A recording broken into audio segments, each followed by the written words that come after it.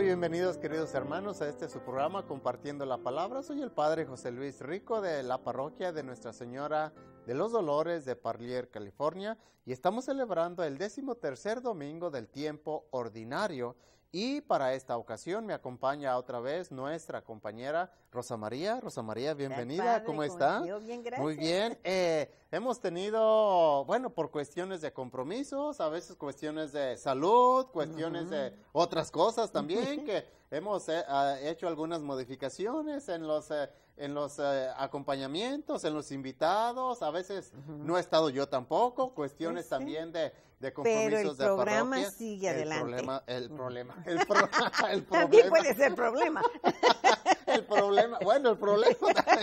Pero como siempre, la emisora muy comprometida con seguir con Sí, porque el programa. algunos van a decir, y ahora no está Emma, hoy no está la hermanita, hoy no. Pues ¿qué no, está pasando, verdad? Sí. Pero la vida está pasando, exactamente, ¿verdad? Y la vida hay que darle continuidad. Exacto. Por eso estamos aquí nada más nosotros dos, y nosotros dos vamos a tratar de compartir la palabra, hacer un programa que sea muy positivo para todos ustedes que nos están viendo, y qué bueno que nos estén viendo. Rosa María, ya a estas alturas del verano, el tiempo, el clima. Mucho calor. Las alergias también. Ay, por favor. Tiene uno que andar con su botellita de agua porque luego de tanto hablar o de los cambios de clima. Es muy importante que siempre tengamos agua con nosotros porque necesitamos nutrirnos. Una deshidratación y todo aquello. Es muy peligroso. Por eso a estas alturas que los calorcitos están ya en su momento. Hay que tener cuidado con el sol.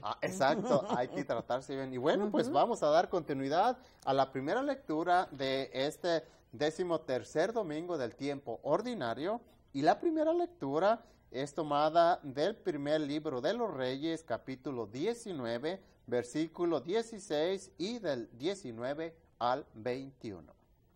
En aquellos tiempos el Señor le dijo a Elías: unge a Eliseo, el hijo de Safat, originario de Abel Meholá, para que sea profeta en lugar tuyo. Elías partió luego y encontró a Eliseo, hijo de Safat, que estaba arando.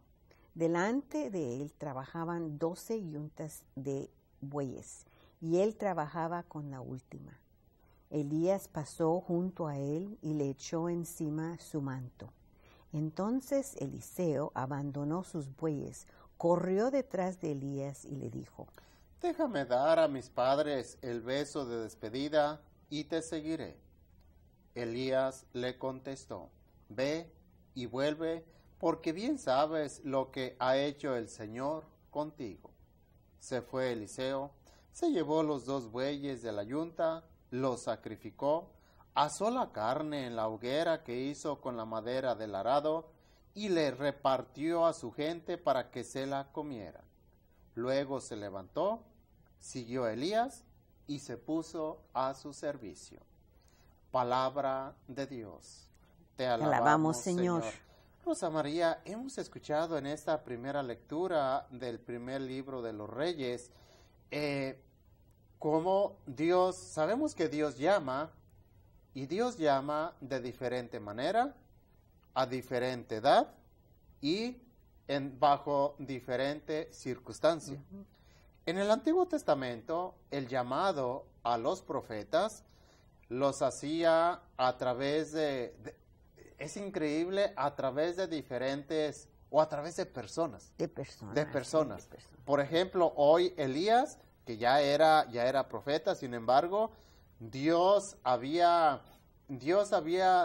el cómo Dios escoge a las personas es un gran misterio. Es un gran misterio. Va a ser algo que yo creo que en esta vida no vamos a entender. ¿Por qué Dios escoge a ciertas personas para cierto ministerio? A veces le hemos preguntado a Dios, ¿por qué me escogiste? ¿Por qué me sacaste? Como a Elías lo sacó de siendo un agricultor, todo aquello, lo saca y lo que hace este profeta, ya nuevo profeta, que mata todos el ganado con su arado, hace un altar, prepara un altar, quema la carne. Rosa María es todo un ritual, todo un ritual. En su tiempo, en su momento, estamos hablando del Antiguo Testamento, obviamente, pero era una forma muy especial, como que de darle gracias a Dios y de aceptar el llamado de Dios.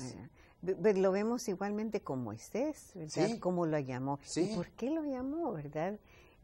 Pensando en la vida que había tenido, porque nuestro Padre Celestial sabe Sí. La madera de esta persona y que tiene buenas fundaciones, buenos cimientos, ¿verdad? Y que se puede ser formada y probada, porque ¿cómo los prueba, verdad? Nos prueba a nosotros también. Y se ve y todo lo que pasa con todos los profetas, Isaías, cada uno tiene esa madera muy especial y Dios, pues por supuesto, Dios lo sabe todo, claro, y sabe que van a ser instrumentos de la verdad. Dios a cada uno de los profetas, Rosa María, los fue llamando de una manera diferente y de acuerdo a la necesidad, porque esa es otra de las cosas que Dios tiene en su plan de llamar a las personas.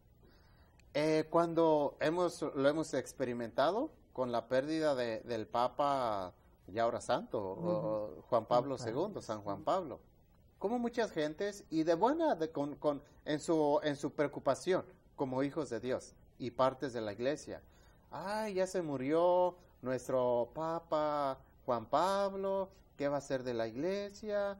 Quedamos desamparados, esto y que lo otro. Pero Dios tiene un plan, Dios tiene un proyecto. Y Dios manda a quien la iglesia necesita en su momento. Exacto. En su momento. Exacto. Eso lo hemos experimentado a nivel iglesia, lo hemos experimentado a nivel diócesis también, porque también tuvimos la experiencia de perder a nuestro obispo Steinbach, y también era la misma preocupación de mucha gente. ¿Quién va a ser el obispo? Ya se nos murió, ya esto, ya lo otro, y aquello. Mandaron a nuestro obispo actualmente, Ochoa, horas al nivel de las necesidades, porque es lo que la forma que Dios tiene de dar solución a los problemas que en la iglesia hay. Si alguien sabe que hay necesidades, es Dios. Tú pues, dices, Dios lo sabe Dios todo. Lo sabe todo. Y Dios soluciona. Y esto lo hemos experimentado también a nivel parroquia. Porque cuando se nos muere un sacerdote, ya se murió, y ¿qué va a hacer de la parroquia? ¿Qué va a hacer de la iglesia? Y no, en su momento, el obispo con el equipo de consultores manda otro, llega y soluciona la pérdida de aquella persona. Así es la forma que Dios tiene de trabajar en su cuerpo, que es la iglesia. Ahora, ¿por qué Dios actúa así? Yo creo que es una de las cosas que no vamos a entender. Acordémonos que la obra no es de nosotros. Si fuera de nosotros somos dueños de podemos o tenemos dominio en una casa, en nuestro cuarto, y el hijo, ya ves, los hijos, los miembros de familia, que este es mi cuarto, que no entren, que es mi privacidad, aquí yo hago lo que quiera, como que esa es la mentalidad. Y sí, en verdad, a veces uno dice, pues sí, es su cuarto, ahí duerme, ahí es, no paga renta, pero bueno, es todo, porque ahí duerme y es su cuarto, hay que respetar. Y nos adueñamos, a veces, y tenemos dominio, a veces de un cuarto, a veces de la casa, y el cuarto lo ponemos como a veces patas para arriba, porque no recoge, no esto y no lo otro. Bueno, la casa, a veces la persona la cambia de color, no le gustó, ponle otro, ponle una puerta, remodela, porque tienes poder, tienes autoridad, tienes dominio. En la iglesia, ¿quién es el que tiene el dominio y el poder y la autoridad? Pues Dios. Y Dios va a poner a la persona al frente de acuerdo a las necesidades. Exacto. Y de que Dios va a seguir llamando, es una realidad. Sí. Algo que ha hecho un gran ejemplo para nosotros la Madre Teresa, ¿verdad? Sí. Ella escuchó, dijo, estaba viendo yo una de sus películas sobre ella, de las cartas que había escribido ella, y lo que ella sufrió de un tiempo de esa sequedad espiritual, pero aún seguía adelante con lo que Dios le había mandado hacer. Es aliviar los sufrimientos de los pobres, de los enfermos. Sí. Y ella, eso es lo que oyó, ese es el mensaje que oyó. Te necesito para hacer esto. Y ella siguió ese dictamen de nuestro Señor, sí. de Padre Y es un llamado, es una vocación muy particular de ciertas personas. Ahora, cuando ya se nos adelantan estas personas, hablando, por ejemplo, de la Madre Teresa, del Papa San Juan Pablo, ¿qué dejaron a la iglesia? Su testimonio. Exacto. Indudablemente. Su ejemplo de vida, sus documentos, como lo acabas de mencionar, su compromiso, eso sí, y son los ejemplos precisamente que a nosotros, que todavía estamos todavía trabajando en la viña del Señor, son los elementos que nosotros utilizamos para darle continuidad a la misión de evangelizar. Que nadie somos indispensables es una realidad, pero somos necesarios también es realidad. Porque Dios, claro, Dios necesita del ser humano es parte del plan de la salvación. Porque si Dios no hubiera necesitado de nosotros, no hubiera llamado desde los profetas, lo que hemos escuchado. Y nuestro Señor no hubiera llamado a los apóstoles, como lo reflexionamos hace 8 días, o en estos domingos pasados. Dios necesita de nosotros para darle continuidad al reino de Dios, de la misión. ¿Por qué? Parte del plan de la salvación. Por eso es que Dios, así como llamó al profeta en la primera lectura, Dios va a seguir llamando. Y lo vamos a escuchar en el Evangelio también, cómo vamos a darle continuidad al llamado de Dios. Exacto. Pero para entrar al Evangelio vamos a tomar una breve pausa. No se nos retiren, ya que vamos a regresar con la lectura del Evangelio. KNXT thanks all its loyal viewers and respected businesses who have supported your Catholic television station. Now you can support KNXT with program underwriting by having your name, your company's name, or organization associated with your favorite program. Detailed information about you or your company will appear before and after each program or day part you select. Keep the quality and spiritual message alive and make a difference. Call 559-488-7440 today or go online at knxt.tv to find out more about program underwriting on KNXT. Qué bueno que nos siguen acompañando. Ojalá que ya tengan sus Biblias, sus misalitos a la mano, ya que recuerden que estamos en el 13º domingo del tiempo ordinario y vamos a dar lectura al Santo Evangelio de este domingo, que es tomado del Evangelio de San Lucas, capítulo 9, versículo del 51 al 62. Cuando ya se acercaba el tiempo en que tenía que salir de este mundo, Jesús tomó la firme determinación de emprender el viaje a Jerusalén. Envió mensajeros por delante y ellos fueron a una aldea de Samaria para conseguirle alojamiento, pero los samaritanos no quisieron recibirlo porque supieron que iba a Jerusalén. Antes de esta negativa, sus discípulos Santiago y Juan le dijeron: Señor, ¿quieres que hagamos bajar fuego del cielo para que acabe con ellos? Pero Jesús se volvió hacia ellos y les respondió. Después se fueron a otra aldea. Mientras iban de camino, alguien le dijo a Jesús: Te seguiré a donde quiera que vayas. Jesús les respondió: Las zorras tienen madrigueras y los pájaros nidos, pero el Hijo del Hombre no tiene en dónde reclinar la cabeza. A otro Jesús le dijo: Sigue. Pero él le respondió: Señor, déjame ir primero a enterrar a mi padre. Jesús le replicó, deja que los muertos entierren a sus muertos. Tú ve y anuncia el reino de Dios. Otro le dijo, te seguiré, Señor, pero déjame primero despedirme de mi familia. Jesús le contestó, el que empuña el arado y mira hacia atrás, no sirve para el reino de Dios. Palabra del Señor. Gloria a ti, Jesús, Señor Jesús. Rosa María, qué forma tan diferente de llamar y de seguir a nuestro Señor Jesucristo. Yo creo en el primer segmento, porque así nos lo presenta la primera lectura, habla de un seguimiento sin condiciones. Aquí en el Evangelio ya nos pone ejemplos y varios ejemplos de cómo Dios puede llamar, pero ya la persona puede condicionar el llamado de Dios. Y en la vida ordinaria y en la vida práctica, yo creo que uno como sacerdote tiene la experiencia de tener, ahora sí, este tipo de ejemplos.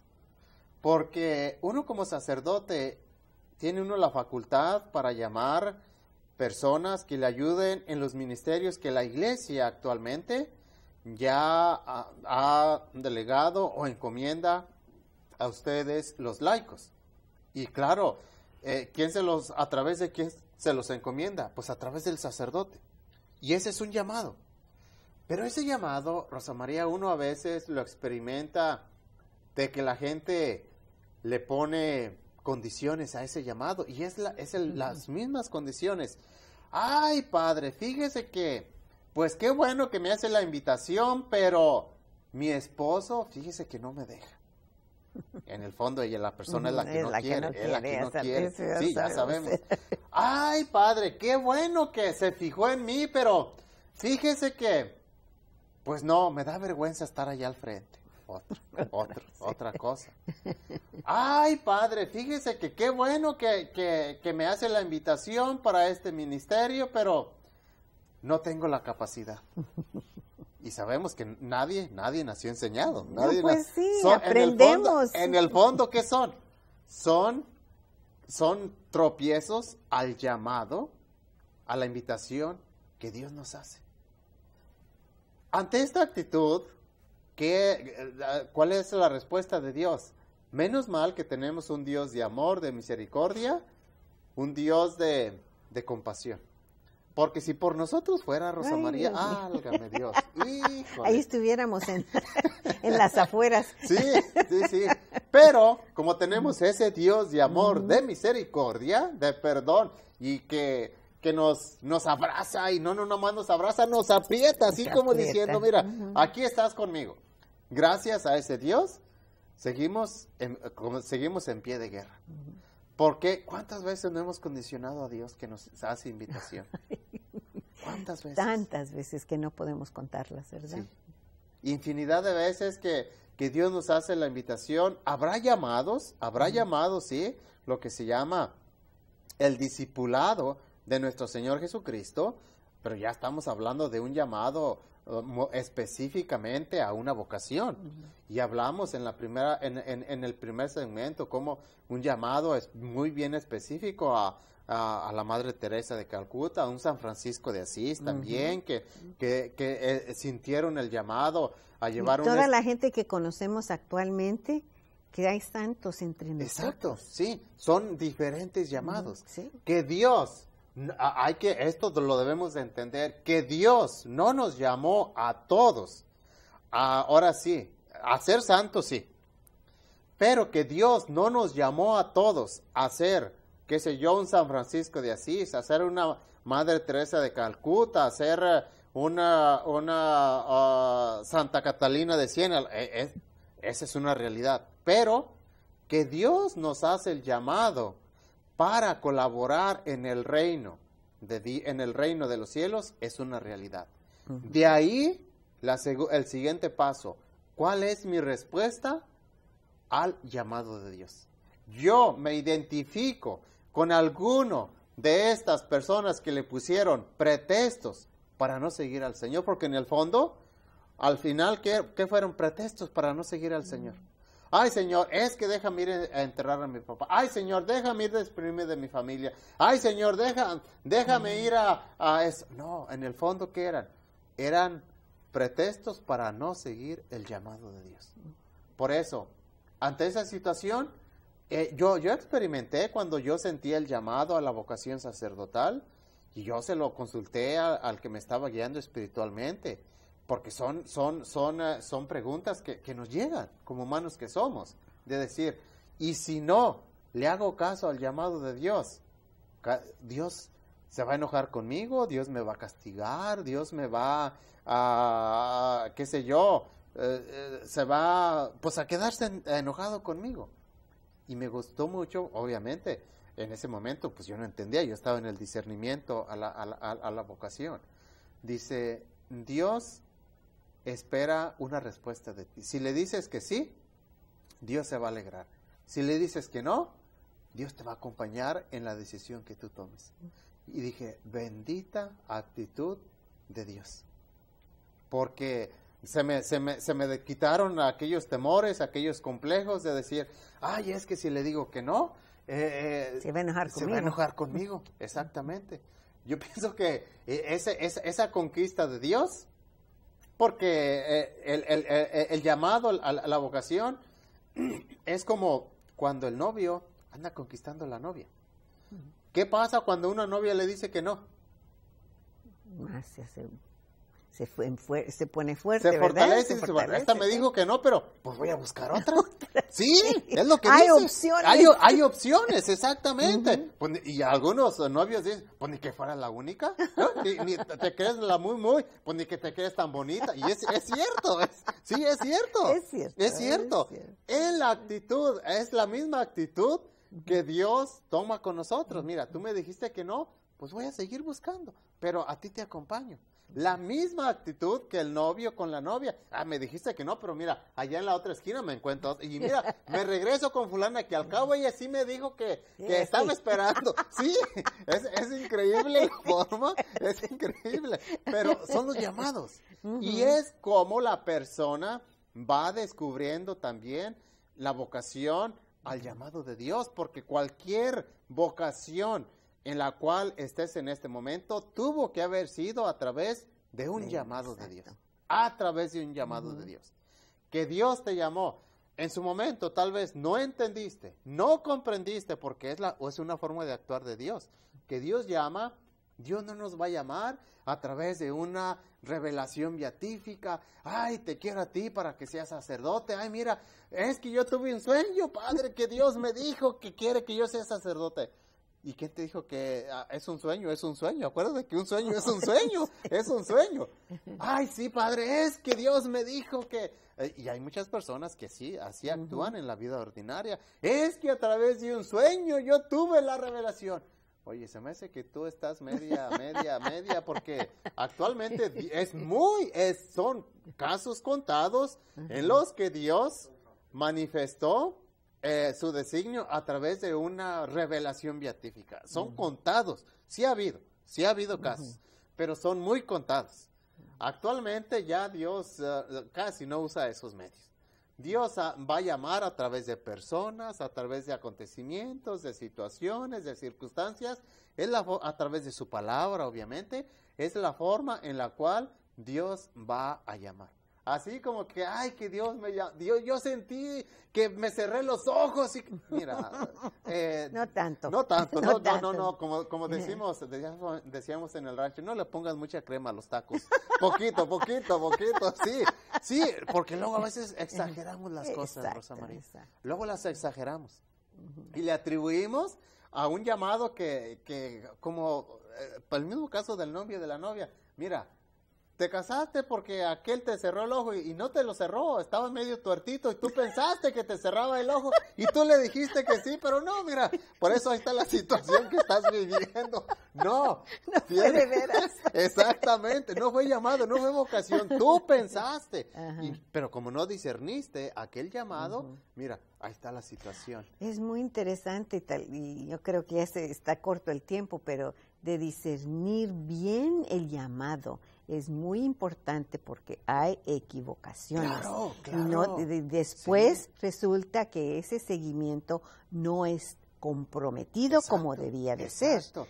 Así que debemos de buscar consejo. Lo que se llama la orientación. Bueno, Exacto. orientación vocacional o Sí, discernimiento vocacional. Discernimiento. Porque, estas equivocaciones se dan en los 3 estados de vida. Tanto en la vida consagrada, en el matrimonio o en la soltería. Porque también en la vida consagrada me ha tocado, tuve la experiencia y fue un compañero mío que había tenido 4 hermanos seminaristas. Y este era el 5º ya. Wow. Y llegaban a la filosofía, y uno ya en teología, como en segundo, y se salió. Y pues a todos se nos hace raro, los hermanos, va.